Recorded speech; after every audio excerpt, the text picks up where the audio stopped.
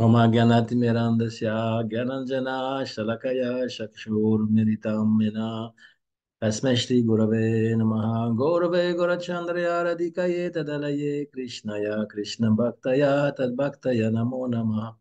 Nous lisons donc le Jiva Dharma, c'est la première partie, chapitre 6, et je suis donc, je vais résumer ce qu'on a vu, enfin, je veux dire, à la fin de ce qu'on a vu la dernière fois.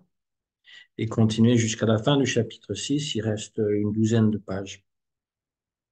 Donc, la discussion est entre Vaishnav Das, qui représente les Vaishnavas à Godruma. Godruma, donc, c'est de l'autre côté de Mayapur. Et c'est de là que Bhaktivinoda Thakur avait son Bhajan Kutir et qu'il a vu du haut du toit une lueur à un moment donné qui venait de Mayapur et qu'il en a déduit que c'était là où était né Chaitanya Mahaprabhu. Voilà. Et donc, il situe cette histoire une centaine d'années après l'apparition de Chaitanya Mahaprabhu. Donc, il y a des euh, Vaishnavas de la troisième génération. Et là, il y a une rencontre. Vaishnav Das, qui était Sannyasi Thakur, donc défend les Vaishnavas, ceux qui sont les Babaji, contre les Brahmanas, qui ont été envoyés par le fils de Lahiri Mahashaya et qui veut savoir pourquoi est-ce que les Vaishnavas côtoyer les musulmans. Parce que dans la conception hindoue, le brahman ne doit pas s'associer avec quelqu'un qui n'est pas de son rang, voilà, ni plus ni moins. Encore plus, quelqu'un qui est un musulman, qui mange de la viande, qui a une culture complètement différente. Et donc, Vaishnav Das explique qu'en fait, il y a deux sortes de dharma. Il y a le dharma qui est temporaire, parce qu'il peut être temporaire aussi longtemps que nous avons ce corps. Nous sommes un brahmana, nous devons suivre les règles de brahmana, mais quand le corps n'est plus, quand il est mort, eh bien, nous n'avons aucune garantie d'être un brahmana dans la vie prochaine. Donc, le musulman, c'est pareil. Dans la vie prochaine, il peut être un brahmana. D'ailleurs, les rôles peuvent s'inverser. Le brahmana peut devenir un musulman et le musulman peut devenir un brahmana. Et donc, le Nitya Dharma, c'est la relation qu'on a avec Bhagavan, avec le Seigneur suprême. Et puis, il y a deux sortes de Sukriti pour obtenir une bonne naissance. Némitique Sukriti, euh, c'est la piété temporaire, et Nitya Sukriti. Donc, avec une piété temporaire, on peut obtenir le corps d'un brahmana avec une piété, c'est-à-dire les résultats de nos actions dans une vie passée. Hein, c'est ça que ça veut dire. On appelle Sukriti quelque chose qui est bien fait, n'est-ce pas? Sukriti. Kriti, ça vient du verbe kru qui veut dire faire, et su, ça veut dire bonne. Et donc, de la même façon, Nitya, Sukriti, ce qui est éternel, c'est toutes les actions qu'on peut faire dans la bhakti qui va nous donner quelque chose qui va nous rapprocher du but suprême. Voilà de quoi il s'agit. Donc, on est toujours dans ce double dialogue, on va dire, ce qui se rapporte aux choses de ce monde aujourd'hui, dans cette vie, et ce qui se rapporte à la vie éternelle. C'est deux choses différentes. Un peu comme dans les évangiles dans la Bible, l'évangile de Jean, il y a toujours ce double discours. Jésus parle d'une eau qui va désaltérer, par exemple, pour toujours, et la femme à laquelle il parle pense qu'il parle d'une eau qui va la désaltérer, sa soif. Il y a toujours le côté matériel et le côté spirituel. Et donc, même d'être brahmana, ce n'est pas quelque chose d'entièrement spirituel, c'est une fonction dans la société. On a un dharma à accomplir, mais ce n'est pas le nitya dharma. C'est simplement d'être les gens qui vont éduquer les autres, qui vont faire la puja pour les autres, etc. Euh, et on peut développer dans cette sorte de sukriti, nitya sukriti, donc par des fois euh, ce qu'on appelle agyata sukriti. La Gyata Sukriti, c'est des actes pieux qu'on commet sans le savoir, mais envers la bhakti, c'est-à-dire que quelqu'un qui reste éveillé toute la nuit et il s'avère que cette nuit-là, c'est une nuit de l'apparition de Krishna, par exemple, il va faire une Sukriti sans le savoir. Je parle de quelqu'un qui ne connaît pas Krishna et qui, pour une raison quelconque, va jeûner toute la nuit parce qu'il était perturbé, va veiller toute la nuit parce qu'il était perturbé et il ne va pas manger non plus, eh bien, il va obtenir une Agyata Sukriti. Et aussi, cette Nitya Sukriti, elle est surtout, comment dire, obtenue lorsqu'on fréquente les sages, ceux qui ont réalisé la vérité ultime, qui sont des euh, Bhagavat. Bhagavata, c'est le Dieu suprême, et Bhagavata, avec un A long, c'est ceux qui suivent le Seigneur suprême, qui sont les dévots. Et donc, dans le Srimad Bhagavatam, il y a ce verset très intéressant. Ô Vishnu, tu es toujours établi dans ta forme originelle et transcendante. L'être vivant erre dans les cycles des morts et des renaissances depuis les temps immémoriaux, mais qu'approche le moment de sa délivrance et il se met à fréquenter les sages satsangas. Et en leur compagnie, il s'attache fermement à toi, le but suprême de tous les sages et le régent de la matière et de l'esprit. Donc, il est marqué ici, quand le moment de sa délivrance approche, c'est-à-dire que lorsqu'on rencontre un sadhu, un sage, un saint, un pur dévot, comme on dit, ça veut dire qu'on a atteint le moment de notre délivrance de ce monde matériel. C'est pas rien. Tout le monde recherche la mukti, moksha, mukti. Tout le monde veut être libéré des maux MAUX de ce monde, toutes les souffrances qui peuvent l'accompagner et ultimement ne plus revenir dans ce monde et atteindre le monde spirituel. Il y a différentes sortes de mukti. Il y a le mukti où l'on devient un avec Brahman, avec le tout impersonnel. Et puis il y a la mukti où on atteint Vaikunta.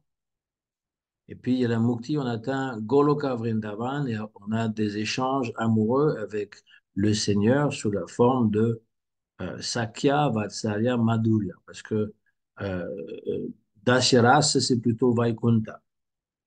Alors, voilà, quand on rencontre un grand maître spirituel, c'est le signe que c'est la dernière naissance qu'on va prendre. Alors, ça ne veut pas dire qu'on sera nécessairement libéré à notre mort, mais on est sur le chemin, c'est-à-dire que ça prendra quelques vies de plus. Plus on appliquera la sadhana avec sérieux, plus ça ira vite. Et encore, en compagnie des purs dévots, le récit, la discussion des jeux et des exploits de la personne suprême deviennent plaisants pour l'oreille et pour le cœur. Celui qui cultive ce savoir avance à grands pas sur le sentier de la libération et au fur et à mesure de son avancée, s'affranchit de toute contrainte matérielle, développe la foi pour le Seigneur, Shraddha, parvient à l'extase, Bhava, et connaît enfin le pur amour, Prema Bhakti. C'est un verset du Bhagavatam. Alors, Chudamani, il va argumenter quand même parce qu'il est très attaché à son idée de caste. Moi, je suis un brahmana et les brahmanas, ils devraient absolument pas s'associer avec des gens qui ne sont pas de leur statut. Donc, selon vous, demande Chudamani, n'y a-t-il aucune différence entre un homme d'honneur civilisé, un Arya, et un barbare, un Yavana? Alors, lorsque Adolf Hitler, il prend la swastika de l'Inde et puis qu'il parle des Aryens, eh bien, ces Aryens, Arya, ça veut dire un homme bien né. Shri Krishna parle à Arjuna sur le champ de bataille en disant ce que tu dis, tu te lamentes, tu as peur, ce n'est pas digne d'un Aryan ou un Arya. Évidemment, Adolf Hitler et son parti ont déformé toutes ces doctrines qui venaient de l'Inde. Ils étaient plus ou moins fascinés par les arts occultes et par toute la mystique de l'Orient. La swastika, c'est un signe qu'on retrouve en Inde, on la voit un peu partout parce qu'elle indique quelque chose. Swastika, ça veut dire de bon augure. Mais lui, il l'a utilisé comme un symbole pour son parti. C'est une croix en mouvement, en fait. C'est une croix Au lieu de représenter la mort de Jésus, c'est une croix qui représente le centre des quatre directions, mais en mouvement. Voilà, il y a un mouvement qui va de droite à gauche et puis parfois aussi de l'autre côté. Euh, et le Yavana, bon, moi j'ai traduit par barbare parce que c'est pas un barbare dans le sens de un Hun ou un Wisigoth, mais c'est barbare dans le sens que il ne sait pas se comporter comme un humain digne de ce nom. Voilà. Les Grecs aussi, ils appelaient Barbara, ça vient de là, hein, le mot barbare vient du grec. Barbara parce qu'ils se basaient sur ce qu'ils entendaient comme sonorité dans les langues. Ils avaient une langue blablabla comme ça, donc ça, ils essayaient de dire, voilà, c'est des barbares parce qu'ils parlent en disant barbare. Voilà. Et donc, du coup, on peut tout à fait traduire un Yavana, quelqu'un qui est hors caste, par le mot barbare. Vaishnav Das répond, il existe deux manières d'établir une différence en se basant sur la réalité absolue, paramartika, ou sur la réalité conventionnelle, vyavaharatika. Du point de vue de la réalité absolue, il n'y a aucune différence entre un arya et un yavana. Seule la réalité conventionnelle permet d'en établir une. Alors, si vous ne savez pas ce que veut dire ces deux mots sanscrits, Paramartika, Vyavaharitika, eh bien, Chudamani est dans la même cas de figure parce qu'il répond pourquoi faut-il que vous fassiez étalage de votre connaissance concernant la nomenclature du Vedanta? Parce qu'effectivement, ces deux conceptions viennent du Vedanta. Qu'entendez-vous encore par une différence conventionnelle via Bhartika entre Arya et Yavana?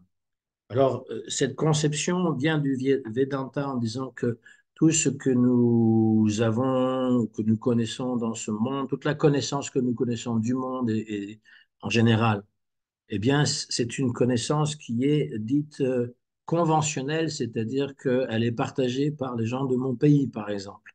Mais Paramartika, c'est la connaissance ou la vision qui transcende, Param. Alors, les bouddhistes, ils ont adopté aussi cette nomenclature du Vedanta, ils en font beaucoup l'étalage pour dire qu'il y a une différence entre la réalité que l'on voit, qui est conventionnelle, ou le langage qu'on utilise, et la réalité ultime. Pour eux, la réalité ultime, et Shankaracharya va aussi utiliser ces termes, c'est pour ça qu'on parle du Vedanta, pour désigner tout ce qu'on connaît dans ce monde, y compris Ishwara, y compris Dieu sur l'autel, c'est Vyavaharatika, c'est-à-dire que c'est temporaire, que c'est juste la convention, mais ultimement, Paramartika, ça veut dire ultime, et Dieu donc n'existe plus à ce niveau, c'est juste le tout. Voilà, là je suis rendu loin, mais on peut utiliser ce vocabulaire pour désigner donc je suis un brahmana.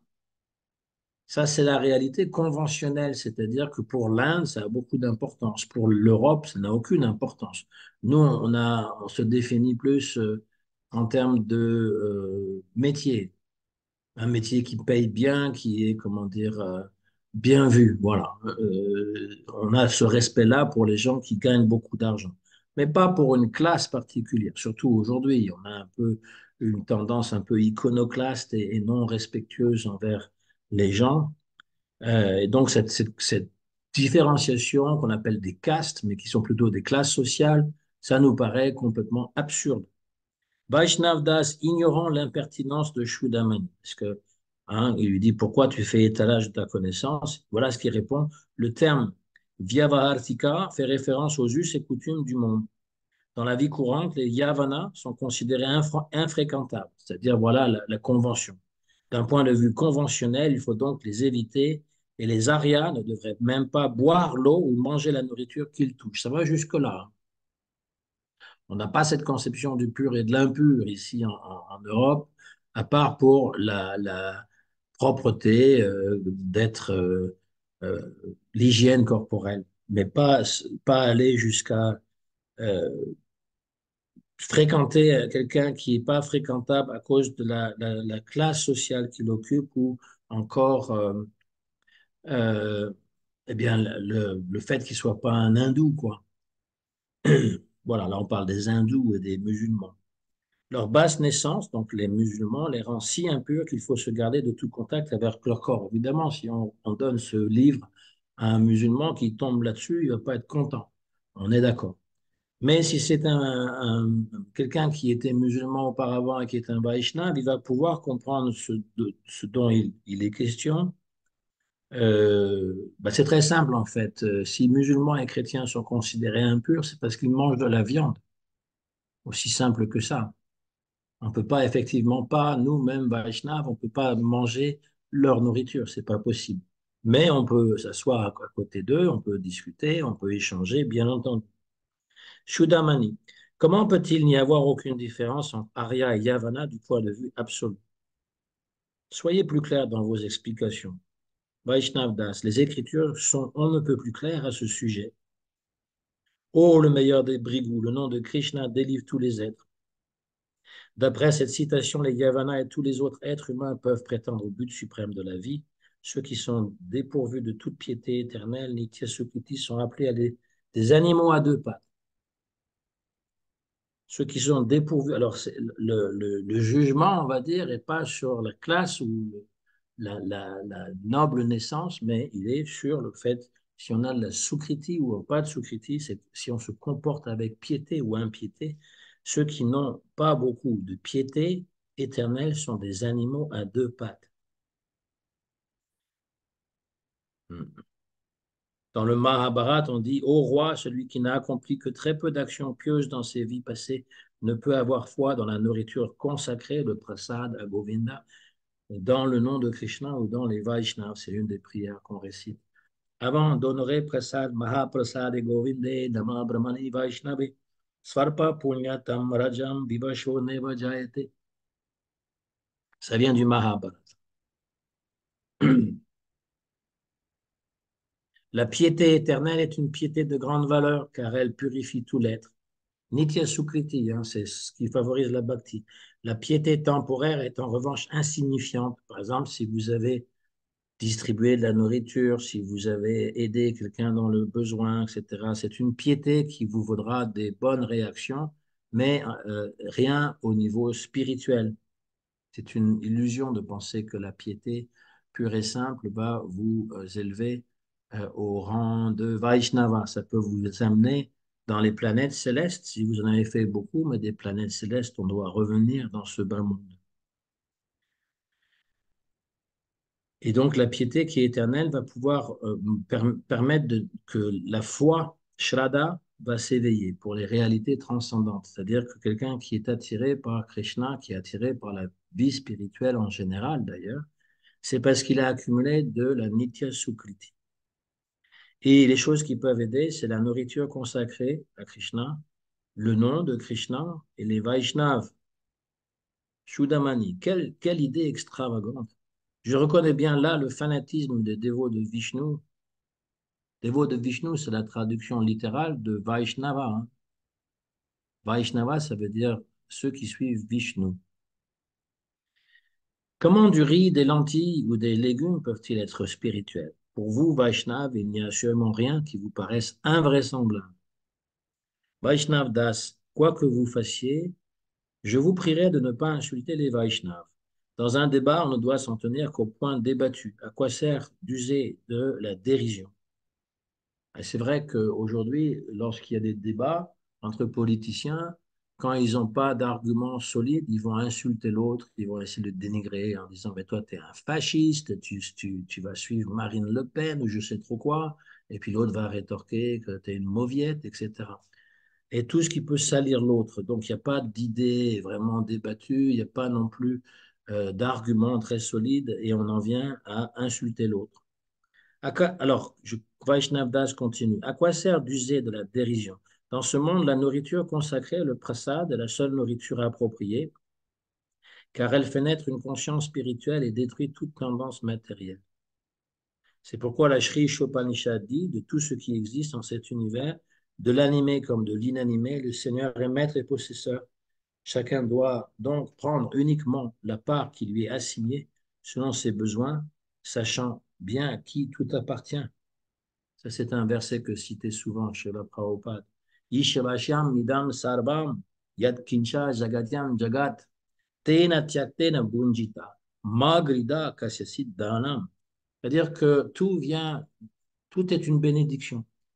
Tout ce qu'on reçoit comme nourriture, comme provision, comme protection, ça vient de Bhagavan. On devrait juste prendre ce dont on a besoin et toujours nous rappeler à qui tout appartient. Et en faisant cela, le verset après de la Sri Ishopanishad nous dit on peut vivre jusqu'à 100 ans. Tout ce qui existe dans l'univers est régi par la puissance du Seigneur. On renoncera à vouloir jouir des bois de ce monde dès qu'on le considérera que tout ici-bas provient de l'énergie spirituelle du Seigneur. Donc, avant de manger, donc, c'est de préparer la nourriture et de l'offrir pour le plaisir de Bhagavan. Et une fois que c'est offert, on peut prendre les restes et manger le prasad. Donc, le prasad, ça veut dire miséricorde, grâce. Donc, la nourriture consacrée et autres articles offerts au Seigneur sont appelés Mahaprasad. Que vous n'ayez pas foi en ces choses extraordinaires relève d'une grande infortune. Shudamani, n'en parlons plus. Et revenons au sujet central de notre conversation. Quelle serait l'attitude adéquate à adopter envers un yavana? Un yavana, c'est comme un mlecha, hein, c'est les gens qui sont en dehors du varnashram dharma, Vaishnavdas. Aussi longtemps qu'un individu adopte des mauvaises manières, nous ne manifestons qu'indifférence à son égard. Mais qu'il devienne dévot de Vishnu par l'influence d'une piété éternelle, Nitya Sukriti, et nous ne le considérons plus comme un yavana. Ah, ça, c'est très important, hein. Toute cette différenciation, lui, c'est un yavana, un blecha, un musulman, un ceci, un cela. Tout ça disparaît lorsque, déjà, d'une part, on peut voir que tout le monde est enfant de Dieu. C'est pas un problème. Il n'y a pas des gens qui sont exclus. Mais encore plus, si ces gens-là s'intéressent à la mission de Chaitanya Mahaprabhu et qu'ils sont des Vaishnavas, eh bien, on ne considère plus, on ne doit plus considérer leur naissance. Je sais que parfois pour les Indiens, c'est difficile, hein, même quand on est Vaishnava et que, surtout dans la Gaudiya Math, hein, dans certains temples, ils considèrent toujours que l'occidental est impur. Mais pour leur défense, ils ont été opprimés par les Britanniques pendant très longtemps et donc ils se méfient un petit peu des Blancs qui sont arrogants et qui sont toujours en train de montrer leur richesse à tout le monde. Et donc, voilà. Mais si on vit vraiment les préceptes de Mahaprabhu, tels que le vivait Srila Prabhupada et nombre d'autres grands dévots indiens, entre autres, eh bien, on accepte que tous les Vaishnavas, quel que soit leur pays, quelles que soient leurs conditions, sont, ne sont pas à juger selon leur naissance. Srila Prabhupada, une fois, il allait donner des initiations. Et il y a un jeune homme dans ses activités passées, avant de devenir dévot, c'était un boucher. Et Prabhupada, il l'a appris. Donc, c'était Harinam. Et quand ce jeune homme, il s'est levé, Prabhupada donnait euh, comment dire, le chapelet en Tulasi. Et l'autre, il l'a attrapé, mais Prabhupada, il l'a retenu. Et il lui a dit, tu vas encore tuer des animaux? Là, il était comme l'autre, il était comme en train de trembler, quoi, parce qu'il savait très bien que tuer des animaux, être bouché, ça voulait dire aller en enfer pour je ne sais pas combien de milliers d'années. Et Prabhupada, il lui dit, tu vas encore tuer des animaux? Et lui, il dit, non, Prabhupada, c'est fini ça. Alors, il lui a donné le chapelet, il lui a donné son nom. C'était une instruction qui, en quelques secondes, détruisait tout son karma. Tout son karma de boucher a été fini. Et là, il était initié. On n'avait pas à le juger par rapport à ce qu'il avait fait auparavant. Je ne sais pas s'il est toujours dévot, s'il est toujours en vie, j'en sais rien. J'étais pas là pour le voir. C'est quelqu'un qui m'a raconté l'histoire, mais c'est tout à fait typique de chez la Prabhupada. Et donc, c'est très difficile pour certaines personnes de faire cette différence. Hmm.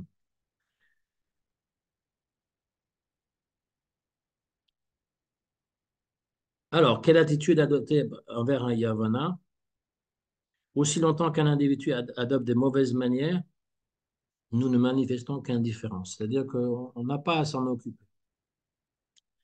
Mais qu'il devienne dévot de Vishnu par l'influence d'une piété éternelle, et nous le considérons plus comme un yavana. Ceci est expliqué dans le Padma Purana.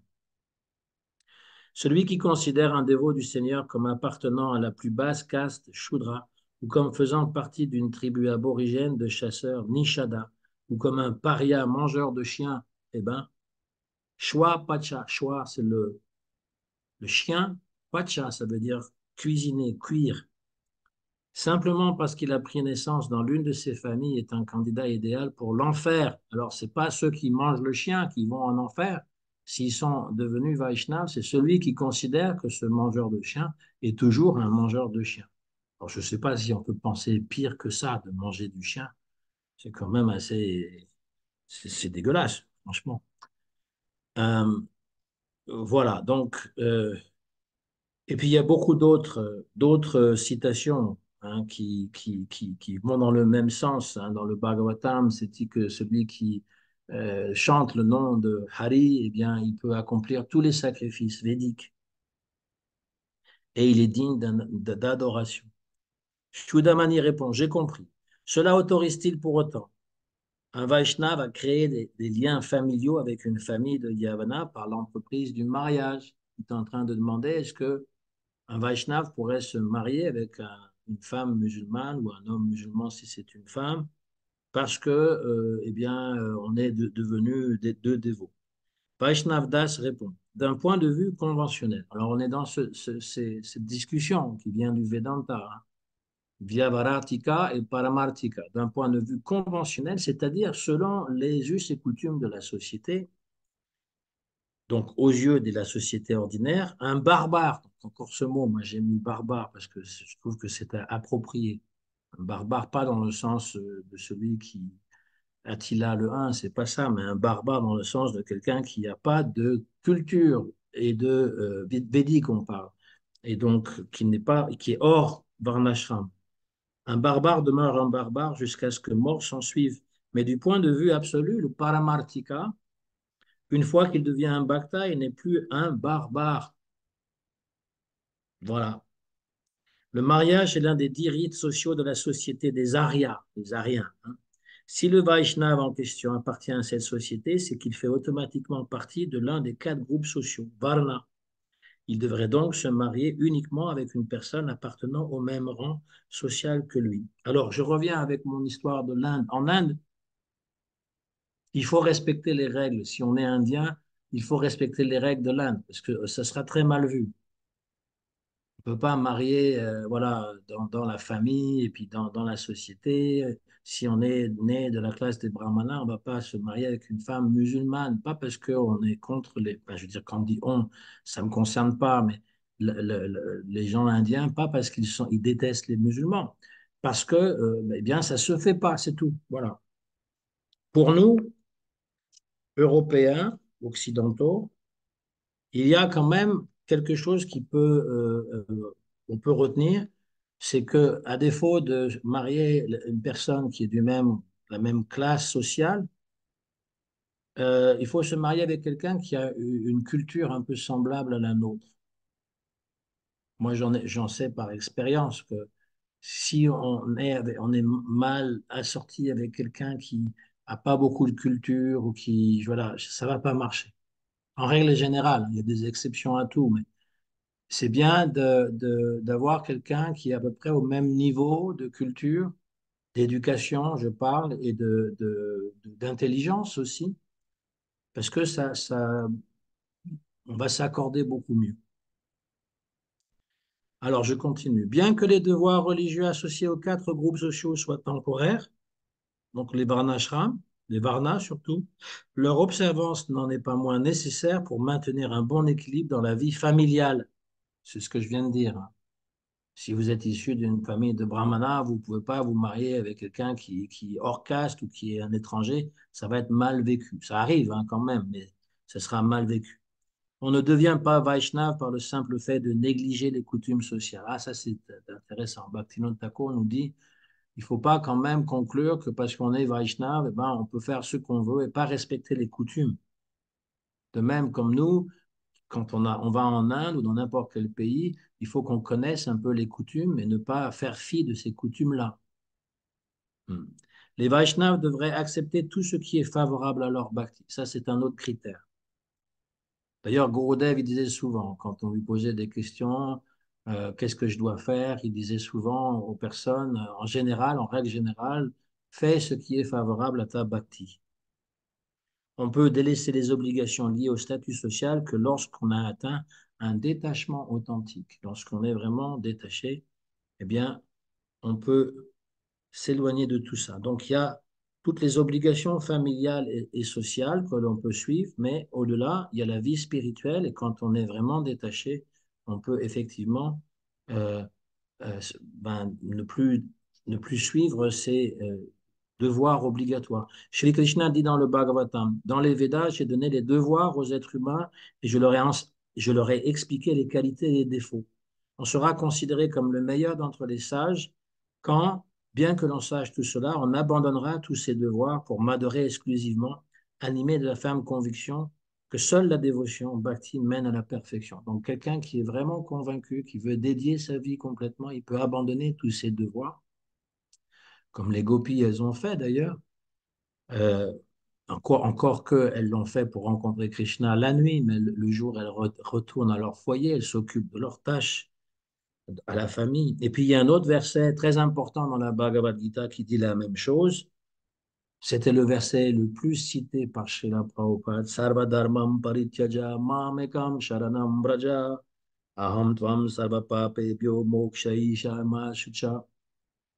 Une fois, il y a un dévot en Australie qui demande, un jeune dévot après la classe, Prabhupada dit est-ce qu'il y a des questions? Il y a ce jeune brahmachari qui dit Prabhupada, ça fait des millions de vies qu'on est dans ce monde matériel. Et donc, combien de temps ça va encore prendre pour être libéré? Et Prabhupada y répond immédiatement, 1 minute. On va être libéré dans 1 minute. Il dit, tu n'as pas lu la Bhagavad Gita, Sarva Dharmam Parityaja, Mamekam Sharanam Raja.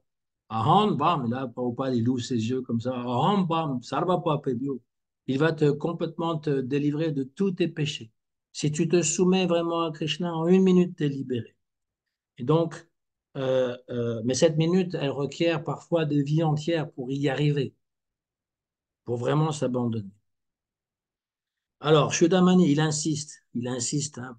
C'est vraiment, il a cette fixation sur l'idée de classe sociale. Pouvez-vous boire de l'eau ou partager votre repas avec un Yavana devenu Vaishnav et vous lier ainsi avec lui dans l'intimité? Vaishnav Das, un Vaishnav renoncé et indifférent à toutes les restrictions sociales, est un Nirapeksha, à savoir qu'il n'a aucune exigence et aucun besoin. Celui-ci peut s'asseoir en compagnie d'un Yavana devenu Vaishnav et manger de la nourriture consacrée avec lui.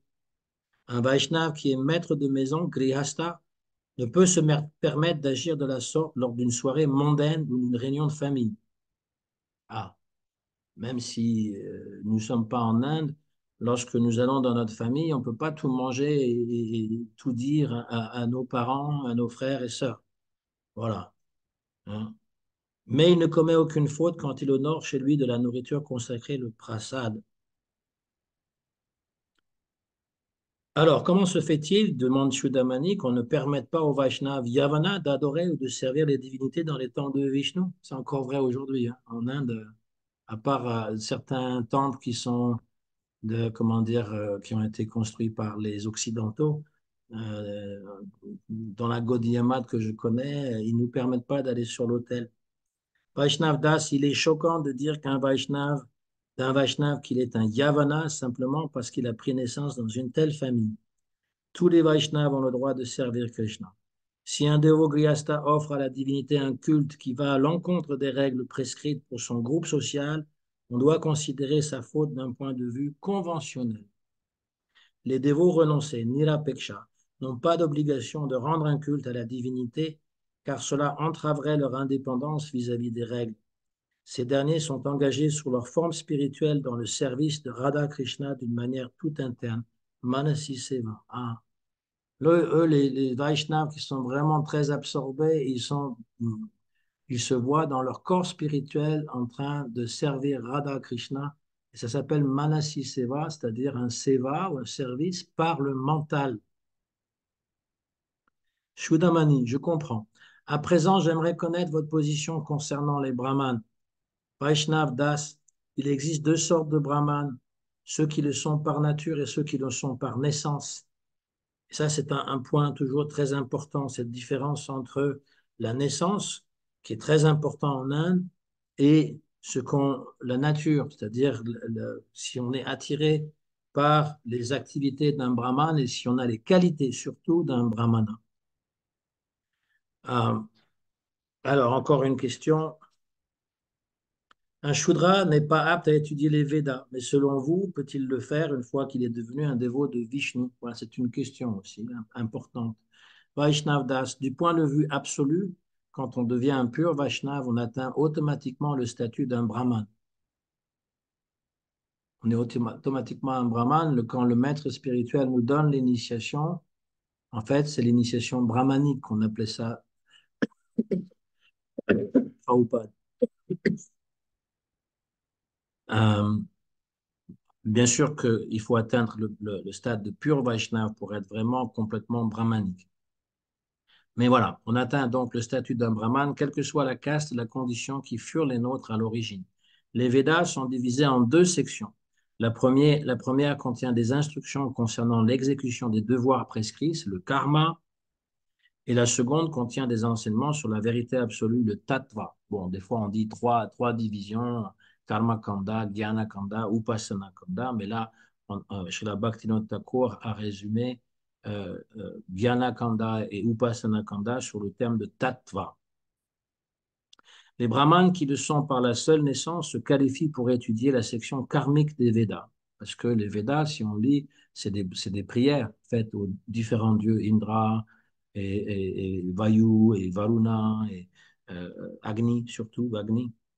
Ceux qui sont brahmanes, en vertu de leur nature spirituelle, se qualifient pour étudier la partie traitant de la vérité suprême. Donc ça, c'est les Upanishads et la Bhagavad Gita.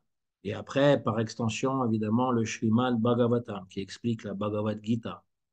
Les purs dévots peuvent étudier et enseigner les passages védiques qui traitent de la vérité spirituelle, quelle que soit leur origine. C'est d'ailleurs ce qu'ils font et c'est aussi ce l'on a pu constater. On lit dans la Brihadaranyaka Upanishad. Un brahman est une personne sobre et spirituellement éclairée. Il connaît le brahman suprême et le sert à travers une dévotion pleine d'amour, prema bhakti, laquelle est une manifestation de la plus haute connaissance. Alors ça, c'est la traduction de Srila Bhaktivinoda Thakur qui voit plus que ce que le texte dit. Il est encore mentionné dans le même Upanishad au Gargi, parce que je dis ça parce que c'est pas marqué prema bhakti dans le texte, c'est pour ça que je dis ça. Donc, ô Gargi, celui qui quitte ce monde sans connaître l'être impérissable, Shri Vishnu est un misérable, un avare, alors que celui qui le quitte en connaissant cet être est un véritable Brahman. Là, il s'agit de Brahman qui s'appelle Akshara. À ceux qui ne sont Brahman que de naissance, la Manu Samhita donne l'avertissement suivant. Un Brahman, un Kshatriya ou un Vaishya sont considérés deux fois nés, ou Dvija, par l'investiture du cordon sacré, et cette condition les prépare à étudier les Védas. Le deux fois né, qui n'étudie pas les Védas après avoir reçu le cordon sacré, et étudie plutôt les livres traitant d'économie, de science ou de logique, déchoit de son ordre et lui et sa famille sont rabaissés au statut de Shudra. Vous voyez comme quoi, même dans leur propre livre, la Manu Samhita, c'est la Smriti par excellence. Hein. Tous les Smarta Brahmana, ceux qui suivent la Smriti, ils vont lire la Manu Samhita. Donc, s'ils n'étudient pas le Veda, il n'est pas un Brahmana.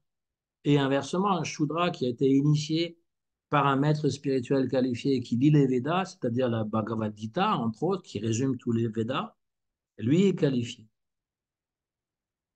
Et c'est ce que dit la Shvetashvatara Upanishad, Yasya Deve Parabhaktir, Yata Deve Tata Guru, Tasyate Katita Yarta Prakashante Mahatmana. C'est d'ailleurs le dernier verset de la Shvetashvatara Upanishad, que tout est révélé. Toute la science spirituelle est révélée à celui qui a une dévotion exclusive, bhakti, hein, c'est bien marqué ici, para bhakti, la dévotion vraiment suprême envers son gourou et le Seigneur suprême. Dans ce verset, les deux mots para bhakti renvoient à la pure dévotion, shuddha bhakti. Inutile d'en dire davantage à ce sujet. Je pense que vous pourrez comprendre par vous-même en étudiant les textes appropriés. En résumé, ceux qui ont foi dans la bhakti exclusive sont habilités à étudier cette partie du Veda traitant de la vérité absolue, et ceux qui ont atteint cette bhakti exclusive sont habilités à enseigner les Védas. Non seulement ils les étudient, mais ils peuvent même les enseigner. Shuddhamani, selon vous, les Védas qui enseignent la vérité absolue ne font référence qu'au Vaishnav Dharma et à rien d'autre? C'est vraiment une question très pertinente parce qu'il y a beaucoup d'impersonnalistes qui disent mais on ne voit pas le Vaishnav Dharma dans les Écritures. Vaishnav Das répond, le Dharma est unique, il ne peut y en avoir deux, et on l'appelle aussi religion éternelle, Nitya Dharma ou Vaishnav Dharma, ou Jeva Dharma encore. C'est la... On est toujours sur ce sujet, tout le livre parle du Jeva Dharma, c'est-à-dire la nature intrinsèque de l'être vivant, le Dharma, c'est-à-dire la vérité, ou le service, ou la religion, ou l'engagement, donc du jiva, c'est-à-dire celle qui est éternelle. Toutes les autres formes de dharma temporaires dont parlent les Védas ne sont que des étapes menant à cette religion éternelle. Donc on rejette aucune religion. On est juste en train de dire il y a certaines religions qui n'ont pas... en fait, il peut y avoir un peu de nitya dharma dans leur religion à un moment donné, mais si les gens ne le pratiquent pas, ils ne sont pas atteints à ce stade-là. Et donc, c'est graduel. En offrant des prières à Jésus, par exemple, on pourra éventuellement arriver à ce Nitya Dharma. Krishna a dit, les Védas contiennent des instructions sur le Bhagavat Dharma. Au moment de la destruction universelle, sous l'influence du temps, cet enseignement a été perdu. Alors, au début de la création suivante, je l'ai transmis à nouveau à Brahma. On a le même genre de verset dans la Bhagavad Gita, à l'exception, enfin à la différence près que c'est au Dieu Soleil qui avait été transmis cette connaissance. Et selon la Katha Upanishad, je vais te décrire en résumé cette haute vérité que tous les Védas ont décrit comme le but ultime de l'existence, cette demeure de Vishnu. L'âme suprême omniprésente, Vasudev, est l'unique et ultime destination, Tad Vishnu Paramam Padam. Ça, c'est un verset du Rig Veda, hein. Om Tad Vishnu Paramam Padam Sadapashanti Suraya Divisha Shakshura Tatam. Tous les devas vont méditer sur ce Tad Vishnu Dham Paramam Padam, cette destination suprême. Voilà, j'ai un dernier paragraphe et j'ai fini le chapitre 6, ainsi que la première partie du Jevadharma. Au terme de cette discussion, le visage de Devidas Vidyaratna et de ses compagnons semblait blême et flétri, et le fier enthousiasme de leur précepteur s'était effondré. C'est-à-dire que Devidas Vidyaratna, c'est lui qui a choisi Shuddhamani comme étant le précepteur, celui qui allait défendre les brahmanas. Et donc là, ils sont tout blêmes et même l'enthousiasme du précepteur s'est effondré. Il était presque 5 heures de l'après-midi. Tout le monde fut d'avis qu'il fallait maintenant ajourner le débat. Ainsi s'acheva la réunion. Les doctes brahmanas s'en allèrent en louant avec entrain l'impressionnante érudition de Vaishnav Das, et les Vaishnavas partirent de leur côté en récitant les noms de Hari à haute voix. Ainsi s'achève le 6e chapitre de Jivadharma intitulé La religion éternelle, la race et les groupes sociaux. Donc on est vraiment dans cet esprit qu'il ne s'agit pas d'une religion, il s'agit donc d'un service éternel. Jeva Dharma ou Nitya Dharma ou Sanatan Dharma, il y a tellement de différentes façons de le nommer. D'abord, le mot Dharma, ce qu'il veut dire, c'est pas le Dharma des bouddhistes, on est bien d'accord. Le Dharma des bouddhistes, il peut être la loi qui est énoncée par Bouddha, et il peut être aussi la nature des choses. Hein, le Dharma Dhatu, c'est-à-dire la nature des choses, l'irréalité de toute chose, en fait. Et le dharma pour les hindous, c'est donc, ça veut dire beaucoup de choses. Ça veut dire la loi, ça veut dire la religion, le service, l'engagement, etc. Mais dans ce sens-là, donc c'est l'occupation ultime. L'occupation ultime est éternelle, donc puisqu'ultime, donc éternelle. Et donc, lorsqu'il y a eu cette confrontation avec les brahmanas, c'était pour montrer, oui, les descendants du Shankasi sont venus discuter avec nous. Vous les considérez comme des musulmans, mais en fait, ce sont des Vaishnavas parce que ils ont dit, nous suivons chez Srimad Mahaprabhu. Ils ont été convertis par leur grand-père. Shankasi, donc qui avait cassé un Mridanga et Chaitanya Mahaprabhu était allé lui parler, donc il a été converti à la mission de Chaitanya et tous ses descendants. D'ailleurs, tous les musulmans qu'il y a au Bengale et surtout dans cette région, à Mayapur, c'est pas des musulmans ordinaires, c'est des musulmans qui ont l'habitude de voir les Vaishnavas, d'entendre les kirtans, de prendre du prasad. Donc, ils ont une conception bien différente, beaucoup plus tolérante vis-à-vis des Vaishnavas. Et les Vaishnavas aussi acceptent les musulmans assez facilement. Donc, voilà pour le 6e chapitre. Si vous avez des questions, euh, je vois que Sandy il nous a rejoint. Donc, si tu veux rajouter quelque chose ou poser des questions, tu peux, mais tous les autres aussi. Allez, Krishna. Je vois qu'Anuradha a peut-être envie de parler aussi. Oui, oui. Moi, je n'étais pas la semaine dernière, alors je ne sais pas si vous en avez parlé un peu plus, mais c'est que tu disais qu'on faisait de la sous-critique quand on était, quand on dormait pas, par exemple pour Ekadashi ou d'autres moments, en fait. Non, non, ça c'était Agyata Sukriti. Pour ceux qui ne sont pas Vaishnav, eh bien, ils peuvent, sans le savoir, accumuler ces Sukritis-là parce que ça tombe la bonne journée. C'est ça que je disais. Mais Mais si on cela est, dit, si si on tu est te dévot dis, et qu'on est insomniaque pour Ekadashi, ça marche quand même. oui, bien sûr. C'est ça, parce que moi, j'ai beaucoup de mal à dormir les nuits de Ekadashi. Oui, bah, tu peux chanter. L'idée, Hmm. c'est absorber dans une activité de dévotion parce que si c'est pour regarder la télé ou lire un Ah livre, non. Hmm. c'est ça que je veux dire, c'est qu'il faut faire. Donc, si tu dors pas ou si tu manges pas, eh bien, c'est effectivement, tu vas faire grandir ta bhakti. Et donc, D'accord. tes insomnies peuvent servir à quelque chose. Mettre à contribution l'insomnie. Voilà, D'accord. tout à fait. Bah, c'est pareil pour quand on est déprimé parce voilà, on a une peine d'amour ou autre.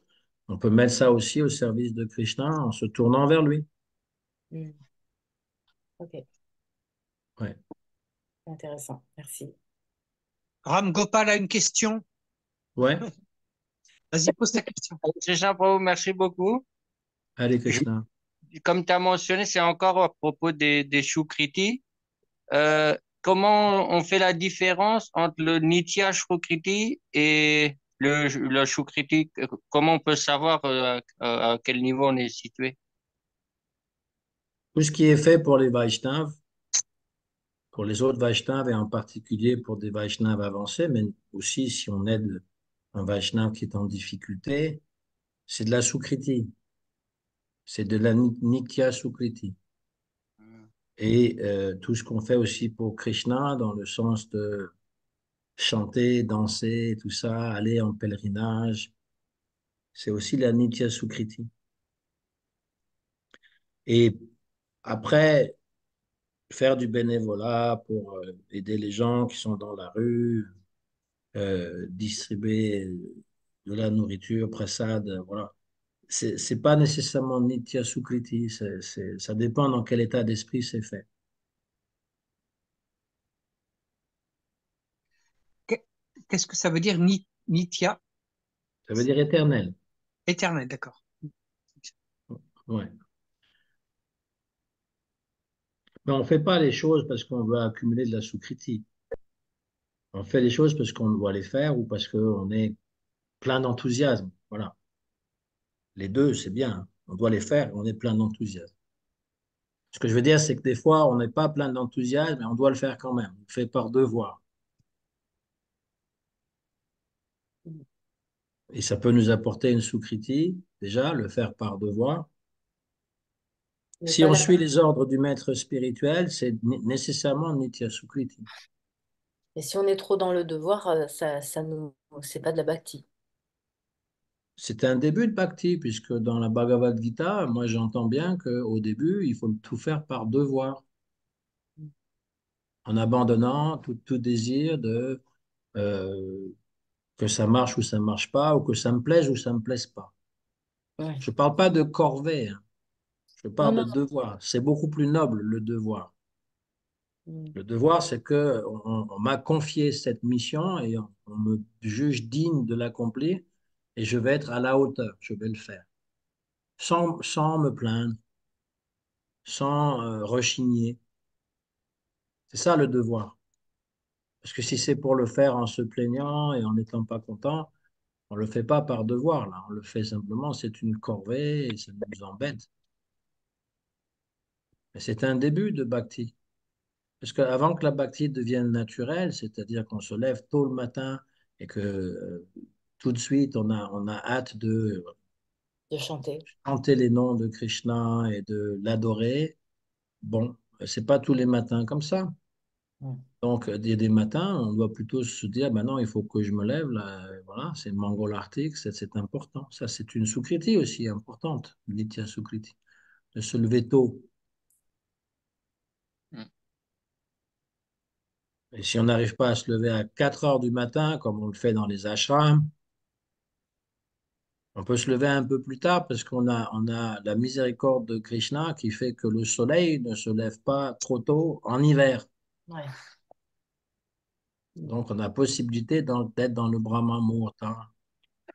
Mm. Mais l'été, ah, ça, c'est plus dur. C'est compliqué l'été. Ouais. Surtout qu'il fait jour tard. Les réponses sont bonnes. Après, bon, c'est vrai que ça peut, d'un point de vue pratique, les questions sont intéressantes parce que c'est vrai qu'on peut se demander aussi, je vais me faire un peu l'avocat du diable, expression. Je suis T'es fonctionnaire bon ou pas là-dedans, fonctionnaire? d'ailleurs. Ouais. Je suis fonctionnaire ou pas, hein, peu importe et Voilà. tout, j'ai un travail. Donc, j'ai un Oui, devoir à accomplir par rapport à ce travail. C'est un travail oui. matériel, évidemment, parce que je dois survivre aussi, me substituer et trouver quelque chose pour me substituer, pardon. Et puis, donc, quelle est la part de, comment dire, est-ce que je dois accomplir ce devoir et comment dire, transformer ce devoir en acte dévotionnel si possible? Pour Oui, tout c'est ce qui concerne les devoirs, comme le Je dois travail, brancher mon PC, hein, 2 secondes. Vas-y, réponds, hein, je t'écoute. oui, pour tout ce qui est du travail, pour pouvoir gagner sa vie, etc. Bon, pour moi, ça fait très longtemps que je prends ça comme, si on veut le transformer avec la dévotion, de s'imaginer d'être avec Krishna sur le champ de bataille de Kurukshetra. Parce que on n'est pas au niveau de la bhakti avec Srimati Radhika quand on est au boulot, c'est clair, on peut pas. Dans les moments où il y a des pauses, on peut absorber peut-être là-dedans, mais sinon, on doit se battre un peu comme Arjuna sur le champ de bataille. Et donc, c'est de la même catégorie que ce Sarva Dharmam Parityaja, Mamekam Sharanam Vraja, qu'il faut abandonner tout désir voilà, d'accomplir des actes grandioses ou abandonner, voilà, pour se soumettre simplement à Krishna et accomplir notre devoir. C'est ça, c'est là que ça se situe. Parce qu'il ne faut pas minimiser la Bhagavad Gita. Parfois, dans notre Sangha, ceux qui suivent chez la Bhaktivedanta Narayan Goswami Maharaj, parfois certains dévots, ils pensent que maintenant on peut pas, Bhagavad Gita, c'est pas assez. Mais non, c'est beaucoup Bhagavad Gita.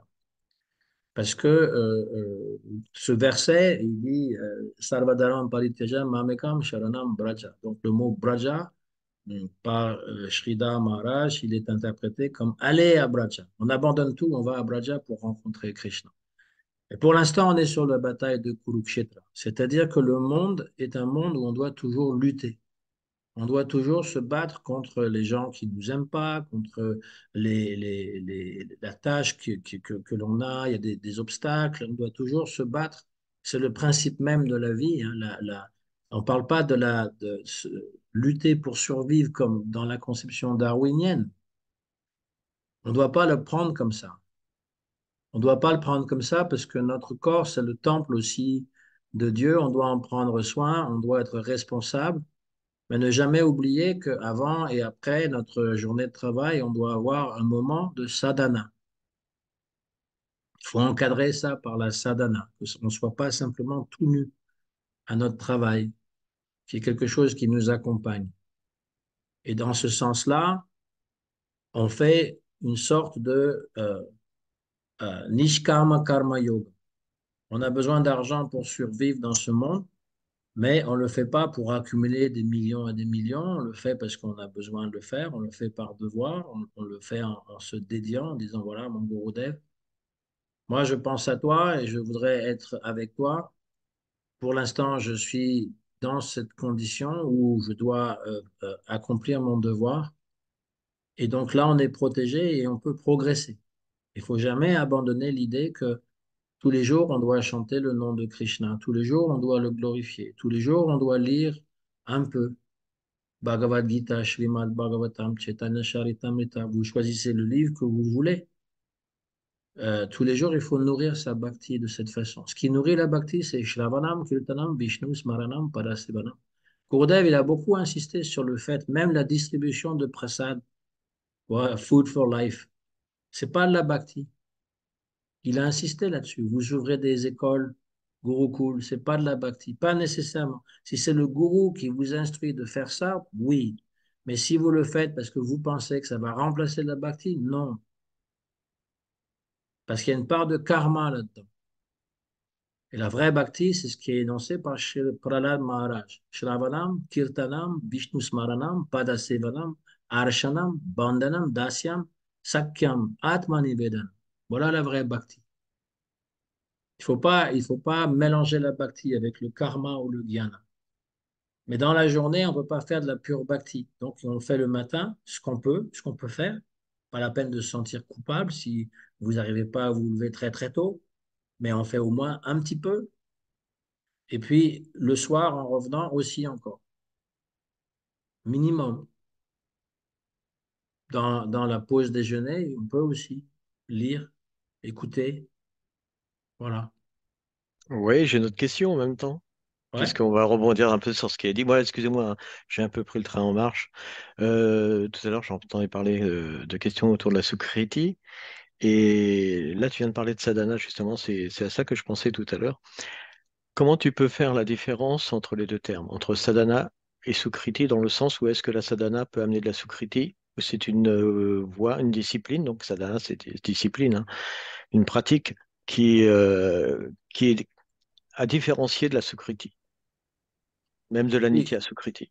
c'est deux choses qui sont différentes, mais qui se croisent parce que on ne peut pas s'absorber dans la sadhana si on n'a pas eu de Sukriti avant.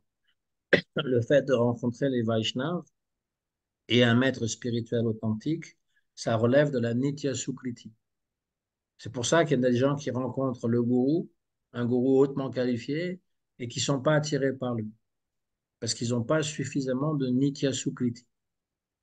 Et la sadhana, va nous apporter Nitya Sukriti aussi, qui va pouvoir faire germer davantage la bhakti. Si par exemple on va pour Kartik et on fait le parikram, on fait le parikram, en fait quand on fait le parikram avec Gurudev ou sous la guidance de Gurudev, eh bien on fait Shravanam, Kirtanam, Vishnu Sparapalam, tout ça, Padasevanam. On le fait dans le sens non pas de vénérer ses pieds, mais on le fait à pied, pas d'asevana. C'est notre seva, c'est de marcher. Et Ah donc oui. tous les liens, ben oui, parce que c'est très exigeant hein, faire parikram. C'est pas qu'on va à Vrindavan et qu'on y va en touriste et puis on boit du lassi et puis on rencontre d'autres dévots autour d'une pizza et puis on rigole. Non, non, on marche tous les jours. Il y a des milliers de personnes et puis on entend Harikatha. Des fois, on ne comprend pas ce qui est dit parce que c'est en hindi ou bengali. Et puis, on accumule de la Nitya Sukriti. Donc, les deux sont liés. Avec la plus de Sukriti, c'est quelque chose que j'ai constaté. Il y a des dévots qui sont tout de suite, je veux dire, ils rencontrent les dévots, ils sont plus jeunes que nous. Je ne parle pas de l'énergie, hein. Mm. Mais tout de suite, ils ont ce détachement naturel et ils avancent très, très, très rapidement. Si je prends l'exemple de Srila Govinda Maharaj, il est venu plus tardivement que la plupart d'entre nous, voir Prabhupada, et Prabhupada lui a donné sannyas tout de suite. Sannyas, première, deuxième initiation. Il était déjà à ce stade. Prabhupada, il lui a dit, la première chose qu'il lui a demandé, est-ce que tu es sannyasi? Il a dit non, et Prabhupada lui a dit, moi je vais te donner sannyas. Il a commencé sa bhakti à ce niveau-là. Or, pour être sannyas, il faut un minimum de nishta. Donc, c'est pour dire qu'il y a certains Vaishnavas, voilà, ils ont fait de la Nitya Sukriti dans leur vie passée. Les disciples, ils vont dire il est descendu du monde spirituel. Bon, d'accord, ils peuvent le voir comme ça. Mais en règle générale, c'est le fait d'avoir accumulé beaucoup de Nitya Sukriti qui nous permet, en rencontrant le Sadguru, d'avancer très rapidement. Parce que pour celui qui n'a pas suffisamment de Nitya Sukriti, il ne va pas adhérer. Soit il n'est pas du tout intéressé, soit il est intéressé, mais il n'accroche pas, soit il est intéressé, il fait un petit peu de pas avec les dévots, et puis on ne le revoit plus. Voilà, c'est ça, c'est comme ça qu'on peut voir à l'attachement qu'on a envers le gourou, ou celui qui ne rencontre pas le bon gourou, celui qui rencontre un gourou qui va finalement, qui était faible et qui va tomber de son statut. Et donc, pour le disciple, c'est très douloureux parce qu'il a l'impression d'avoir été trompé. Et ça peut être le résultat d'une sous-critique qui n'est pas très forte. Voilà. C'est pas pour juger les gens, hein, c'est simplement pour dire qu'il y a encore, euh, il y a encore du chemin à faire.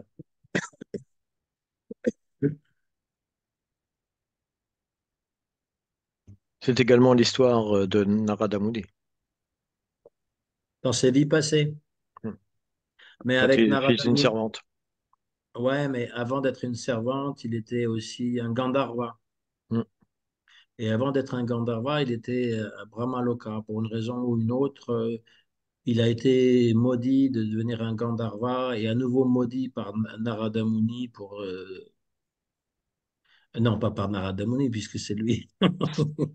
Maudit par un sage, j'ai oublié l'histoire, pour être le fils d'une Shudrani. Ouais. Donc, on ne sait pas vraiment si... Non, mais ça illustre, enfin voilà, je veux dire, dans la vie des sages ou des grandes âmes comme Narada Muni, leur histoire illustre toujours quelque chose. de toute Après, c'est façon, difficile de savoir si où il était auparavant, mais c'est toujours pour illustrer quelque chose. Comme c'est Jada Bharat. c'est pour ça qu'il donne son exemple à Vyasadeva. Il Voilà. raconte son histoire pour que justement ça serve d'exemple, oui. Et en fait, ce qui s'en dégage le plus, c'est la fréquentation des sages. Mm. Le fait qu'il a rencontré des sages, il les a servis. Donc ça peut illustrer la Nitya Sukriti. Tout à l'heure, quand vous parliez de devoirs également, tu vois, devoirs matériels et ainsi de suite, il y a aussi l'histoire de Vritrasura, mais c'est dans le sixième chant du Bhagavatam. Donc, et c'est vrai ce que tu disais, tout se trouve aussi dans la guitare. Mais c'est une histoire qu'un jour on aura peut-être l'occasion d'aborder. Question de quoi sur Vritasura? Vritrasura, quand il explique à Indra qu'il faut accomplir son devoir, même si on connaît le résultat à la fin. Et s'il nous est défavorable ou favorable, peu importe. Ce qui est important, c'est d'accomplir son devoir. Ouais, c'est vraiment une leçon très... Ouais, c'est vrai, il a été maudit pour être un démon alors qu'il n'avait rien fait pour le mériter. Et puis ensuite, il a été maudit pour être tué par Indra, qu'il lui avait rien fait non plus. Mais il a accepté de jouer son rôle en tant que démon et il va même le prêcher, faire son devoir. Ouais. Et c'était lui le dévot de Krishna, en fait, de Vishnu. Oui, c'est très intéressant parce que Vritasura, il apparaît dans le Rig Veda, hein. Il y a un combat comme au début du monde, un combat avec Indra, donc, et Vritrasura. Mais Dans le Rig Veda, on ne parle pas de son côté Vaishnav, quoi. Ça apparaît dans le Bhagavad Purana. C'est ça qui est très intéressant. On renverse les rôles dans le Bhagavad Purana. C'est pas Indra qui triomphe de Vritra. Indra, il va fuir les conséquences de tuer un brahmana pendant 1000 années, se cacher dans la tige d'un lotus. Et donc, Vritrasura, et c'est le héros et c'est le grand Vaishnav. Et il va prêcher à Indra en disant quel genre de Dieu es-tu? T'as pas confiance en Vishnu, t'as l'arme de Vishnu pour me tuer, et tu t'en sers même pas. Moi, que je vis ou que je meurs, c'est pas grave. Moi, je sais qui est mon Seigneur. Donc oui, tout à fait. C'est l'exemple même de suivre son devoir, quoi. Tu voulais savoir qu'est-ce qu'on doit faire quand on travaille. Lui, il doit assumer son rôle de démon, t'imagines? C'est pas marrant, ça. Il doit agir comme un démon parce qu'il a le corps d'un démon. Et il le fait parce que c'est ce que Vishnu a voulu.